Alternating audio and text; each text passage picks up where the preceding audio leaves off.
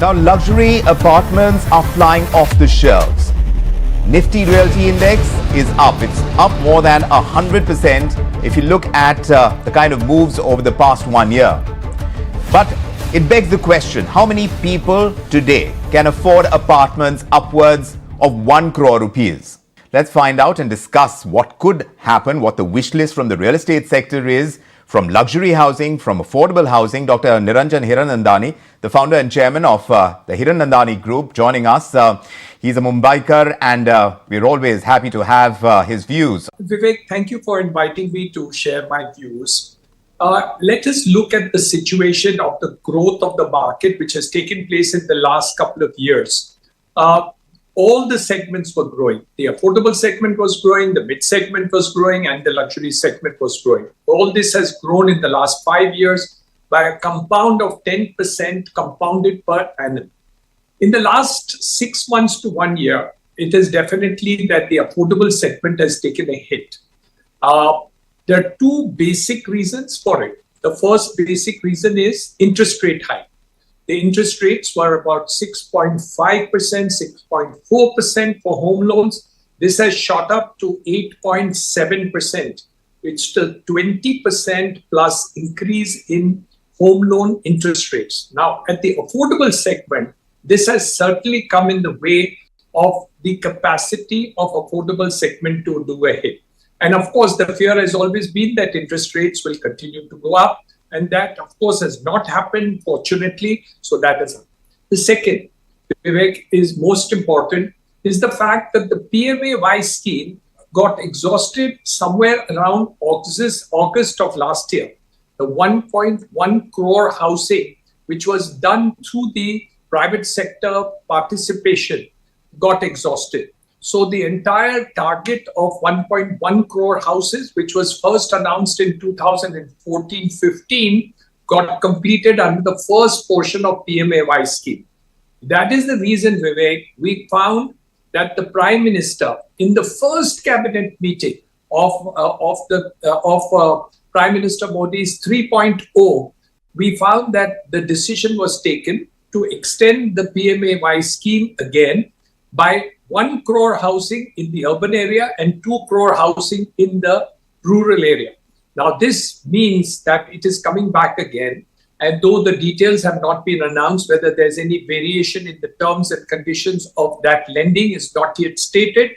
But one of the expectation is that the limit of 45 lakhs is likely to be increased to 75 lakhs or 1 crore. So a large number of more houses will get covered in this new scheme as it says today.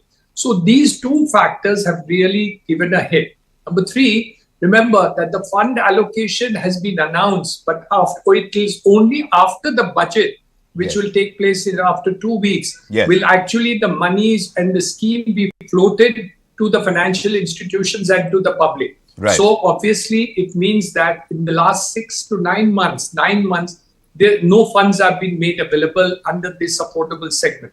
Correct. One more factor is the aspiration of the people have changed completely. After COVID, people have believed that the home is important.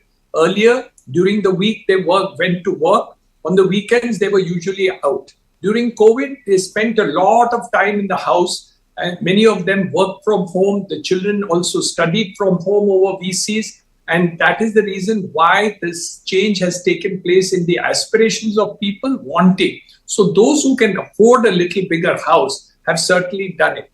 These are the reasons why it has happened. It is my belief that affordable housing segment will grow again, and it will grow even faster in the next couple of years. But the mid segment and luxury is also likely to grow as the GDP numbers will start growing. My target is that at least by the end of the year, you're going to see 8% GDP growth of the cities taking place, especially where infrastructure is going on in a very big way. Gather more momentum in the growth of the affordable housing sector. Mr. Hiranandani, what do you perceive are the biggest pushes that are required at this stage? Some of the states have gone in for lower stamp duty as well. But in states like Maharashtra, it remains so high.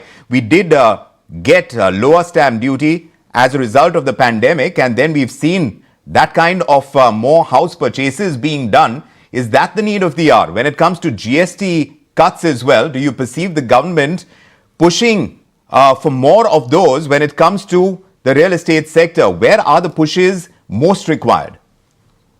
You've hit the nail on the head. Look at the situation. Today, when you look at Mumbai, 50% of the cost of the house are revenues which go to the state and central government.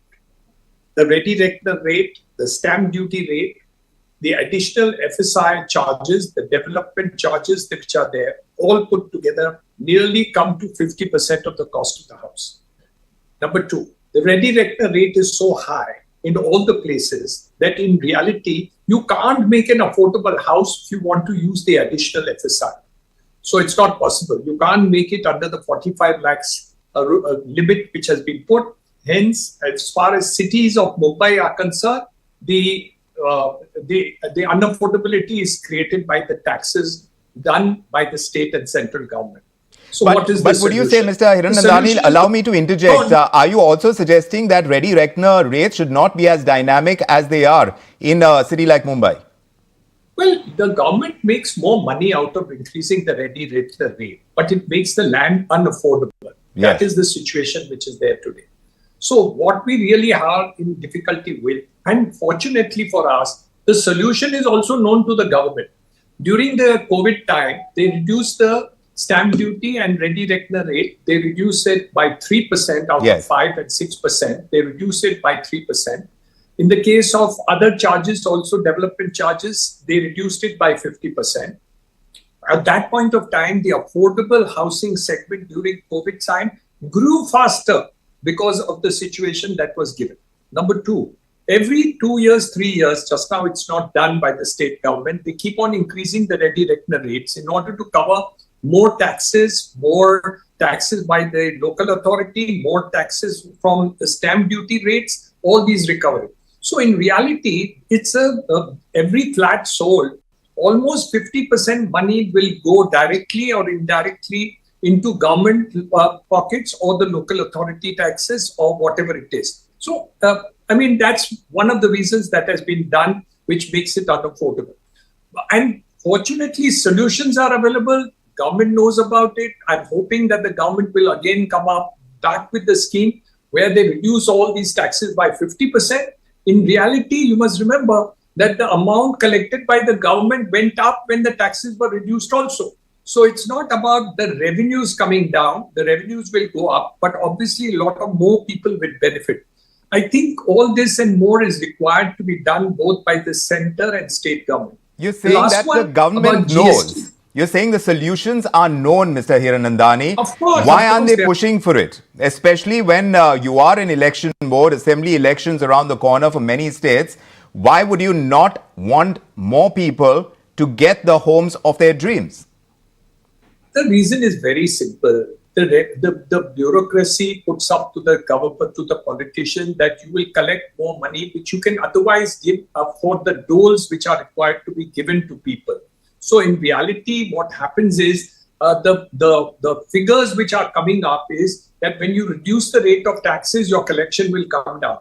In reality, it's the opposite. The day we had 90% tax, I talk about 35, 40 years ago, your tax collection was small. Today, when you reduce the rates of taxes, the collections go up because it's obvious that the volume of work which really goes up. But fortunately, it's already done.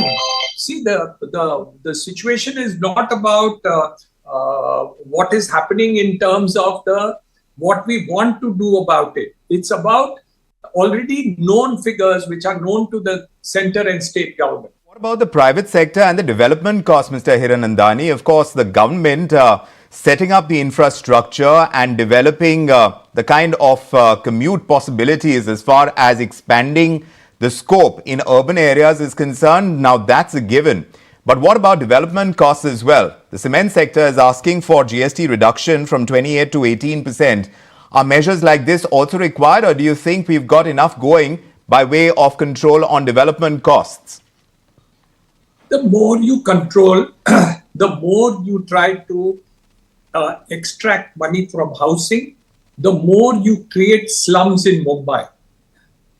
already we have 50% of my population in the richest city in India having 50% people living in jhopatpattis and slums.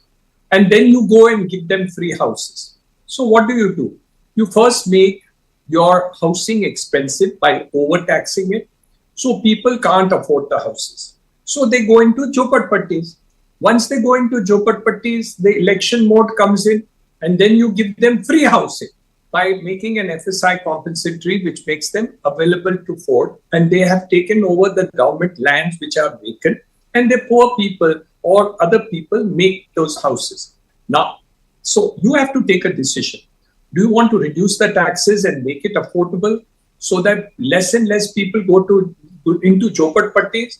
Or do people who can even afford affordable housing and you go and make it unaffordable? That's a decision government has to take. It's a political decision. My view is very simple, that if you can make housing affordable by reducing the taxes, you will ultimately make more housing, more money, more employment, more everything, more collection of taxes and others. The people in Jhopatpatti don't pay the taxes which are paid by the regular housing people if you buy a house. And half the people can actually afford a small house if you made it affordable. So that's a government decision. All these 25, 30 years, you have made housing so unaffordable over a period of years that everybody has to go and live in Jhopatpatti and get a job in Mumbai.